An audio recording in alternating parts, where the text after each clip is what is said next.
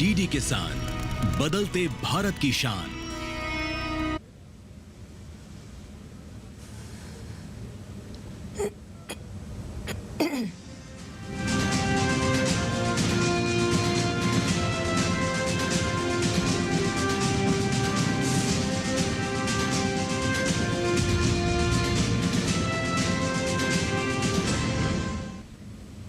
नमस्कार, किसान समाचार में आपका स्वागत है।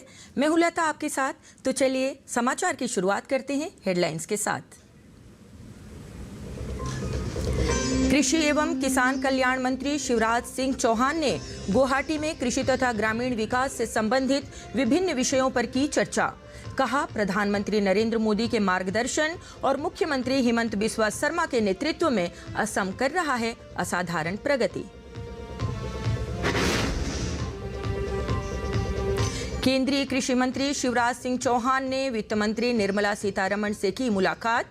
आगामी केंद्रीय बजट के मद्देनजर कृषि, ग्रामीण विकास, भारतीय कृषि अनुसंधान संस्थान और भूमि संसाधन सहित 4 विभागों के बजट पर चर्चा की। राजस्थान के मुख्यमंत्री भजन लाल शर्मा ने युवा, महिला, किसान एवं गरीब के सर्वांगीण विकास को केंद्र बिंदु मानते हुए अधिकारियों को नीति निर्धारण के दिए दिशा निर्देश। राजस्थान कृषि विकास योजना, एग्रो प्रोसेसिंग नीति, लैंड एग्रीगेशन बिल पर दिए दिशा निर्देश। और अब समाचार विस्तार से। कृषि एवं किसान कल्याण मंत्री शिवराज सिंह चौहान बुधवार को गुवाहाटी के असम के कृषि मंत्री अतुल बोर और पंचायत व ग्रामीण विकास मंत्री रजीत कुमार दास के साथ बैठक कर कृषि तथा ग्रामीण विकास से संबंधित विभिन्न विषयों पर चर्चा की। बैठक में शिवराज सिंह ने कहा कि प्रधानमंत्री नरेंद्र मोदी के मार्गदर्शन और मुख्यमंत्री हिमंत बिस्वा शर्मा के नेतृत्व में असम असाधारण प्रगति कर रहा है। केंद्रीय कृषि मंत्री ने राज्य में किसान कल्याण और ग्रामीण विकास के सभी योजनाओं के बेहतर क्रियान्वयन के लिए राज्य सरकार को बधाई दी। उन्होंने कहा कि हम निरंतर प्रयास कर रहे हैं कि किसान कल्याण के कार्य होते रहें, गांव विकसित और आत्मनिर्भर बने, इसके लिए कोई कसर नहीं छोड़ेंगे। किसान कल्याण और ग्रामीण विकास केंद्र सरकार की सर्वोच्च प्राथमिकता है। केंद्रीय कृषि एवं किसान कल्याण मंत्री शिवराज सिंह चौहान ने बुधवार को नई दिल्ली में वित्त मंत्री निर्मला सीतारमण से मुलाकात की और आगामी केंद्रीय बजट के मद्देनजर कई मुद्दों पर चर्चा की। बैठक के बाद मीडिया से बात करते हुए शिवराज सिंह चौहान ने कहा कि उन्होंने कृषि ग्रामीण विकास, भारतीय कृषि अनुसंधान संस्थान ICAR और भूमि संसाधन सहित 4 विभागों के बजट पर चर्चा की। कृषि मंत्री ने कहा कि उन्होंने आगामी कृषि और ग्रामीण विकास बजट पर किसानों, प्रसंस्करण से जुड़े लोगों और हितधारकों के साथ व्यापक चर्चा की और वित्त मंत्री को सभी बिंदुओं पर सुझाव दिए।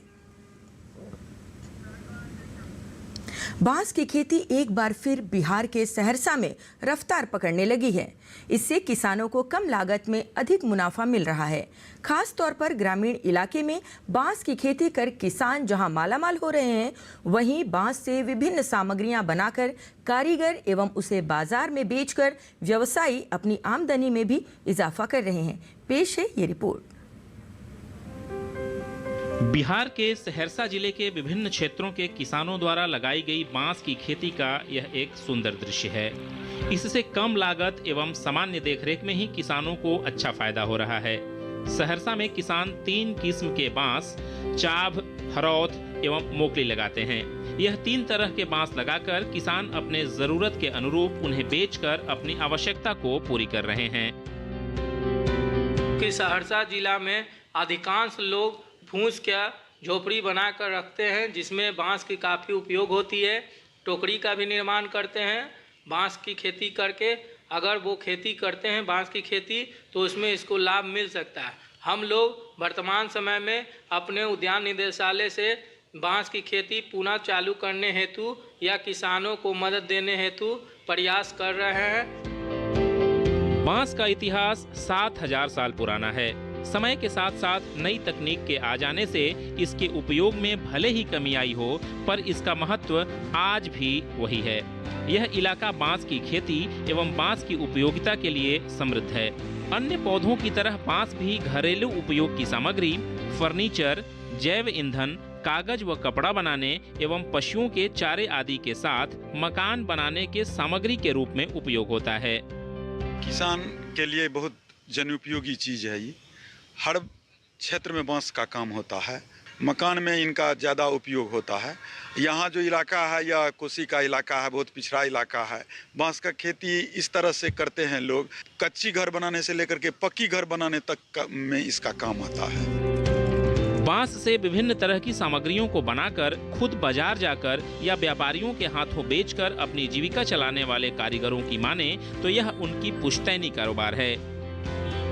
हम लोग जो है इससे लाभ होता है कि 200-250 का खरीद बिक्री हम लोग सो करवाते हैं और करते हैं और घूम करके इस सामान बेचते हैं और पैकार भी आता है घर पे लेने के लिए और घूम घूम के बेचते हैं।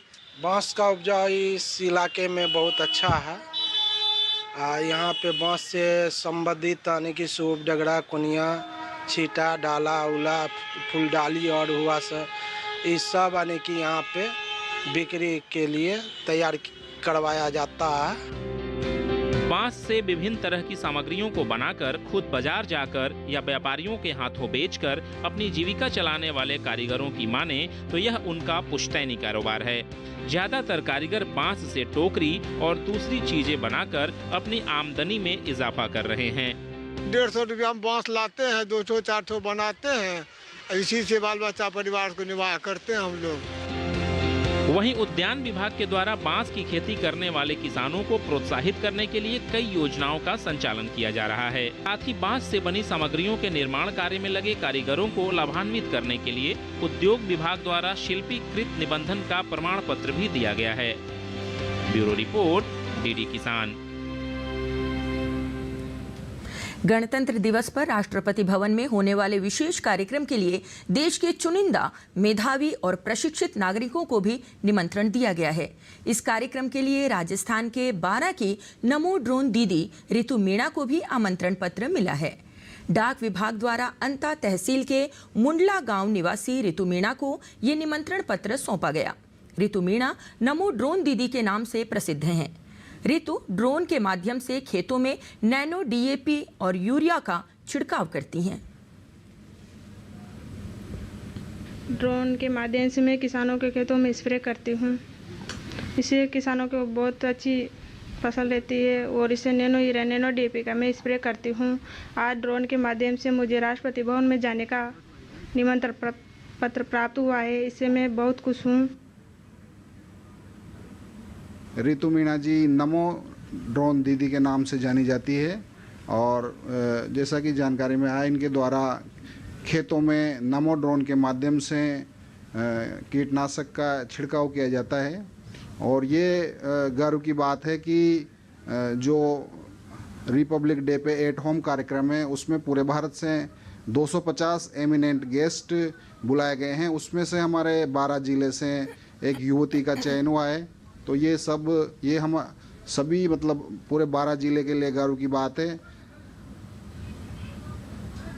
छत्तीसगढ़ के राजनांदगांव जिले के कुसमी गांव की लखपति दीदी दिव्या निषाद का दिल्ली में सम्मान होगा।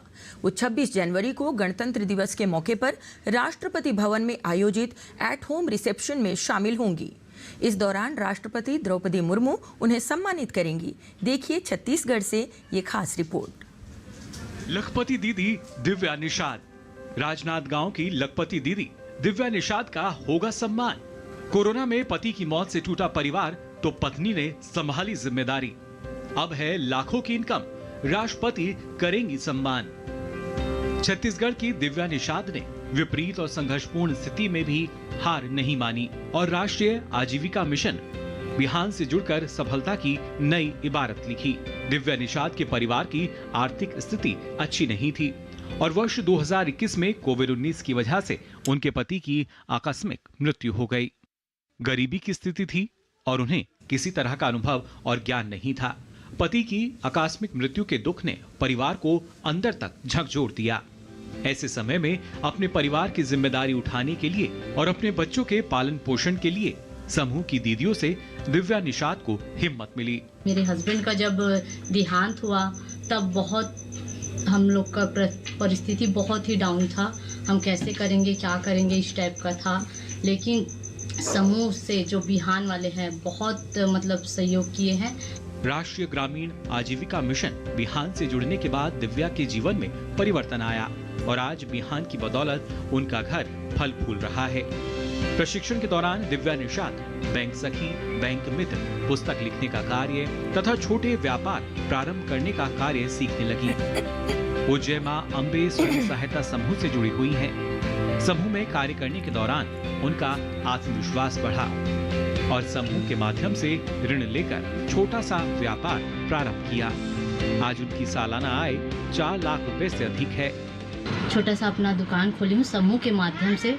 सेंट्रल गवर्नमेंट की तरफ से मुझे सहयोग मिला है जिसमें मैं अपना छोटा सा व्यवसाय चला रही हूँ। मेरा परिवार चल रहा है इसमें और सभी महिलाओं को लाभ मिल रहा है और केंद्र सरकार का बहुत बहुत धन्यवाद। आज मैं लखपति की कैटेगरी में हूँ। राजनांदगांव जिला पंचायत सीईओ सुरुचि सिंह का कहना है कि बिहान योजना कई वर्षों से चल रही है। बिहान की जो योजना है काफ़ी सालों से चल रही है। उसमें अलग अलग दीदियाँ अलग अलग गतिविधियाँ कर रही हैं। जैसे कपड़े का जो व्यवसाय है वो भी निषाद दीदी चला रही हैं। बता दें कि 26 जनवरी को गणतंत्र दिवस के अवसर पर राष्ट्रपति भवन में आयोजित एट होम रिसेप्शन के लिए देश भर से 10 लखपति दीदियों का चयन किया गया है। ये कहानी है छत्तीसगढ़ के राजनांदगांव जिले की रहने वाली लखपति दीदी दिव्या निषाद की है। 26 जनवरी 2025 को गणतंत्र दिवस के अवसर पर राष्ट्रपति भवन नई दिल्ली में आयोजित एट होम रिसेप्शन में शामिल होंगी और राष्ट्रपति श्रीमती द्रौपदी मुर्मू इन्हें सम्मानित भी करेंगी। केंद्र शासन की लखपति दीदी योजना महत्वपूर्ण पहल है। इस योजना के तहत महिलाओं को अपना व्यवसाय प्रारंभ करने के लिए 5 लाख रुपए तक का लोन बिना ब्याज के दिया जाता है। मुख्यमंत्री भजनलाल शर्मा ने युवा, महिला, किसान एवं गरीब के सर्वांगीण विकास को केंद्र बिंदु मानते हुए अधिकारियों को नीति निर्धारण के लिए निर्देश दिया है। मुख्यमंत्री ने राजस्थान कृषि विकास योजना, एग्रो प्रोसेसिंग नीति, लैंड एग्रीगेशन और monetization policy, industrial policy, garment and apparel policy, Rajasthan warehousing and logistic policy, data centre policy, नई पर्यटन नीति, transfer of industrial lands validation act एवं Rajasthan coaching centre control and regulation bill पर विस्तृत चर्चा करते हुए आवश्यक दिशा निर्देश दिए। उन्होंने कहा कि आकर्षक, सुस्पष्ट एवं सुसंगत नीतियों के निर्माण में नवाचारों को प्राथमिकता से शामिल किया जाए। भजनलाल शर्मा ने नीतियों के समयबद्ध क्रियान्वयन के लिए भी विशेष दिशा निर्देश दिए। मुख्यमंत्री बुधवार को लंबित नीतियों, योजनाओं एवं अधिनियमों की समीक्षा बैठक को संबोधित कर रहे थे। उन्होंने कहा कि प्रधानमंत्री नरेंद्र मोदी के नेतृत्व में राज्य सरकार 8 करोड़ प्रदेशवासियों के चहुमुखी विकास और कल्याण के लिए कृत संकल्पित होकर कार्य कर रही है। उन्होंने कहा कि नीतियों एवं योजनाओं के माध्यम से जनता को सुशासन देना ही राज्य सरकार की सर्वोच्च प्राथमिकता है। मुख्यमंत्री ने कहा कि राज्य सरकार शीघ्र ही राजस्थान सहकारिता अधिनियम 2025 लेकर आएगी, जिसमें पारदर्शिता और जवाबदेहिता सुनिश्चित करने वाले प्रावधान जोड़े जाएंगे। उन्होंने कहा कि सरकारी संस्थाओं से कई क्षेत्रों में बड़ी संख्या में लोग जुड़े हुए हैं। ये एक ऐसा क्षेत्र है जिसमें रोजगार की अपार संभावनाएं मौजूद हैं। और आइए अब जान लेते हैं मंडी भाव के विषय में।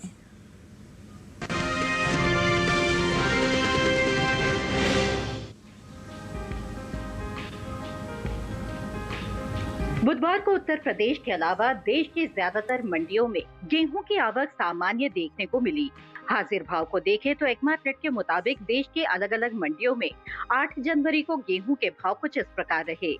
गुजरात की चोटिला मंडी में 7 जनवरी को गेहूं का भाव रहा 2750 रुपए।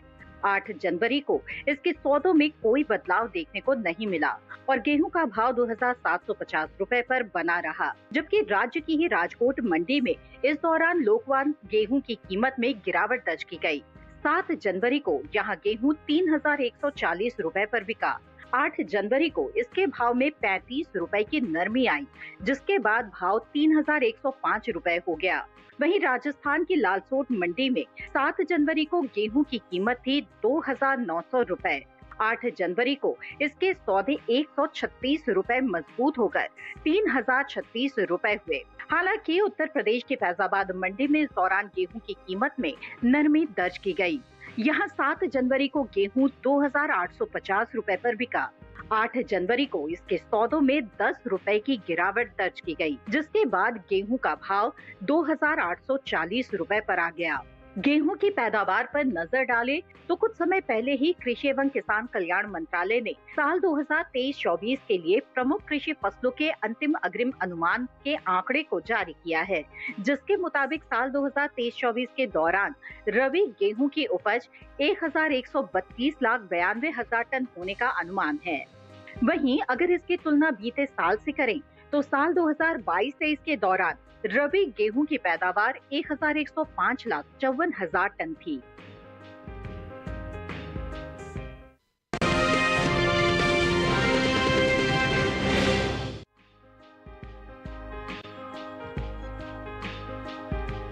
मंडियों में इन दिनों लहसुन की आवक सामान्य है। हाजिर भाव को देखें तो एकमार्ट नेट के मुताबिक गुजरात की राजकोट मंडी में 7 जनवरी को लहसुन का भाव था 12,500 रुपए।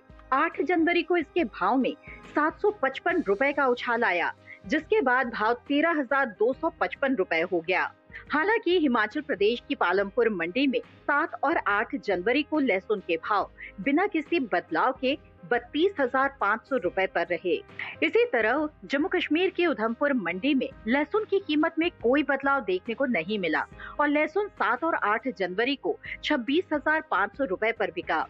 भारत से होने वाला लहसुन का निर्यात साल 2023-24 के दौरान बीते 5 सालों के उच्च स्तर पर पहुंच गया है।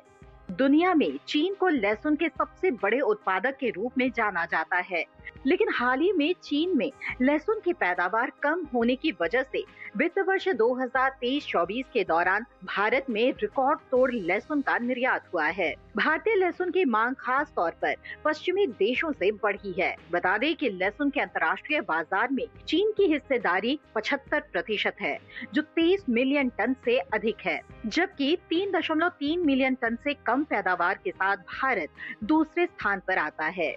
लहसुन के बीते 5 सालों के निर्यात आंकड़ों पर नजर डालें तो भारतीय मसाला बोर्ड की ओर से हाल ही में जारी ताज़ा आंकड़ों के मुताबिक साल 2019-20 के दौरान भारत से होने वाला लहसुन का निर्यात 22,280 मीट्रिक टन रहा था, जिसमें साल 2020-21 के दौरान कमी देखने को मिली और लहसुन का निर्यात 4,637 मीट्रिक टन घटकर 17,643 मीट्रिक टन पर आ गया, जबकि साल 2021-22 के दौरान लहसुन के निर्यात में इजाफा देखने को मिला और निर्यात फिर से 22,000 मीट्रिक टन के पार पहुंच गया।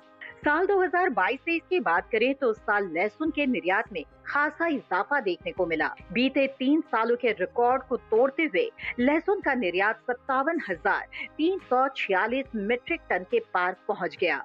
इसी तरह साल 2023-24 के दौरान भारत से होने वाले लहसुन के निर्यात ने पिछले 5 सालों का रिकॉर्ड तोड़ा और निर्यात का ये आंकड़ा 73,950 मीट्रिक टन के स्तर पर जा पहुंचा। यानी साल 2023-24 के दौरान भारत से होने वाले लहसुन के निर्यात में पिछले साल के मुकाबले 16,604 मीट्रिक टन की बढ़ोतरी हुई।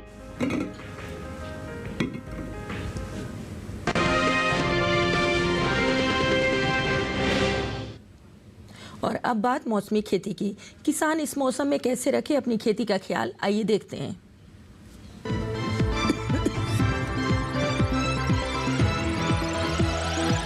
नमस्कार, आप देख रहे हैं डीडी किसान। मैं हूं एआई कृष और आज हम ओडिशा, छत्तीसगढ़ और मध्य प्रदेश में होने वाली खेती किसानी से संबंधित सलाहों के बारे में पूरी जानकारी देंगे। ओडिशा के किसानों को सलाह है कि वो कोहरे, कम तापमान और नमी के प्रभाव की वजह से होने वाले नुकसान से अपनी फसलों को बचाएं। यहाँ के किसान जरूरत के हिसाब से सब्जियों और अन्य फसलों में सुबह के समय हल्की सिंचाई करें। पश्चिमी ओडिशा के लहरदार क्षेत्र में बीज डालकर सीधे तौर पर धान की बुवाई पूरी कर लें। पश्चिमी मध्य मैदानी और उत्तर पूर्वी तटीय मैदानी क्षेत्रों में धान की कटाई जारी रखें। उत्तर मध्य पठार इलाके में भी धान की कटाई करते रहें। उत्तर पूर्वी घाट वाले क्षेत्र में टमाटर और बैंगन की तुड़ाई का काम करें। मध्य ओडिशा के किसान ग्रीष्मकालीन धान की बुवाई जारी रखें। यहाँ के किसान धनिये की बुवाई भी करते रहें। धान की नर्सरी को कम तापमान में होने वाले नुकसान से बचाने के लिए रात के समय पॉलीथीन से कवर करने का काम करें। छत्तीसगढ़ की बात करें तो यहाँ उत्तरी पहाड़ी क्षेत्र में सब्जियों की नर्सरी में मल्चिंग कर सकते हैं ताकि कम तापमान की वजह से नर्सरी खराब ना हो। छत्तीसगढ़ के बस्तर पठार इलाके में गेहूं, चने और फलीदार फसलों में हल्की सिंचाई करें। छत्तीसगढ़ के मैदानी इलाकों में गेहूं और सरसों के खेतों में हल्की सिंचाई की जरूरत हो सकती है। मध्य प्रदेश की बात करें तो यहाँ के बुंदेलखंड वाले इलाके में शुष्क मौसम और कोहरे की स्थिति में गेहूं की फसल में आर्मी वर्म नामक कीड़ा लगने का खतरा है। ऐसे में गेहूं और सब्जियों की फसल में निरंतर निगरानी करते रहें। अगर आर्मी वर्म दिखाई दे तो विशेषज्ञों की सलाह से दवा का छिड़काव करें। इसी तरह कृषि और किसानों से जुड़ी हर महत्वपूर्ण जानकारी के लिए हमारे साथ जुड़े रहिए और देखते रहिए डीडी किसान। धन्यवाद।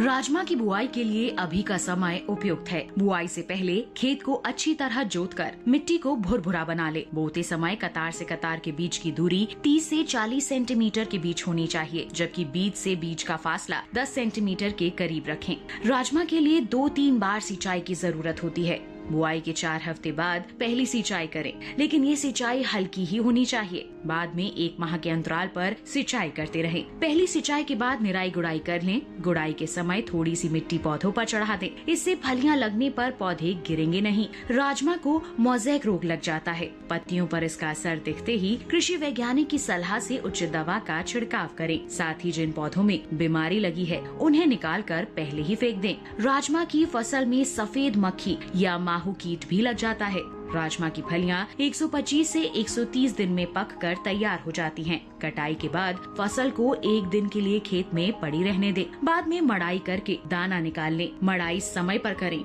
वरना फलियां चटक जाती हैं और दाने खुद ब खुद बाहर निकल आते हैं। 1 हेक्टेयर फसल से आमतौर पर 15 से 20 क्विंटल तक राजमा की पैदावार ली जा सकती है।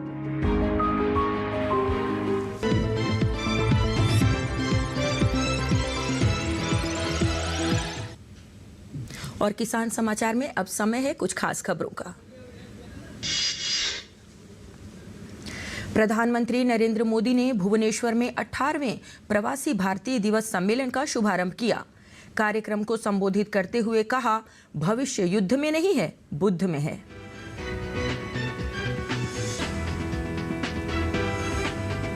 प्रधानमंत्री नरेंद्र मोदी ने प्रवासी भारतीयों को संबोधित करते हुए कहा कि 21वीं सदी का भारत जिस स्पीड और स्केल से बढ़ रहा है वो अभूतपूर्व है।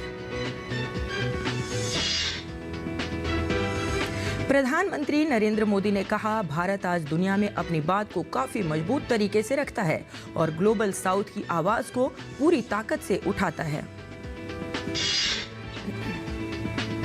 विदेश मंत्री एस जयशंकर ने कहा कि प्रवासी भारतीय भारत के लिए विकास के अवसर लाने में एक आधार बन सकते हैं। ग्लोबल इरा में प्रवासी समुदाय पर्यटन, व्यापार या निवेश के क्षेत्र में एक अहम कड़ी हो सकते हैं। 1978 संभल दंगों की फिर खुलेगी फाइल। योगी सरकार ने दिए जांच के आदेश। 1 सप्ताह में देनी होगी रिपोर्ट। भाजपा अध्यक्ष जेपी नड्डा की अध्यक्षता में दिल्ली चुनाव को लेकर बैठक। चुनाव संचालन समिति की बैठक में सांसदों के साथ कई बड़े नेताओं की शिरकत। दिल्ली चुनाव के लिए शेष उम्मीदवारों पर फैसला करने के लिए भाजपा की केंद्रीय चुनाव समिति की बैठक कल। पहली लिस्ट में 29 उम्मीदवारों का नाम था शामिल। 11 जनवरी को दिल्ली की झुग्गियों के प्रधानों से मिलेंगे केंद्रीय गृह मंत्री अमित शाह। गृह मंत्रालय ने सभी राज्यों को पत्र लिखकर कहा है कि जेलों और सुधार संस्थानों में टीबी उन्मूलन पर 100 दिनों का गहन अभियान आयोजित करें। आंध्र प्रदेश के तिरुपति मंदिर में तिरुमाला बैकुंठ द्वार सर्वदर्शनम टोकन जारी करने के दौरान भगदड़ मचने से 6 श्रद्धालुओं की मौत हो गई, 3 दर्जन से ज्यादा लोग घायल हो गए। और किसान समाचार में आज बस इतना ही। हमारी पूरी टीम को दीजिए अनुमति। नमस्कार।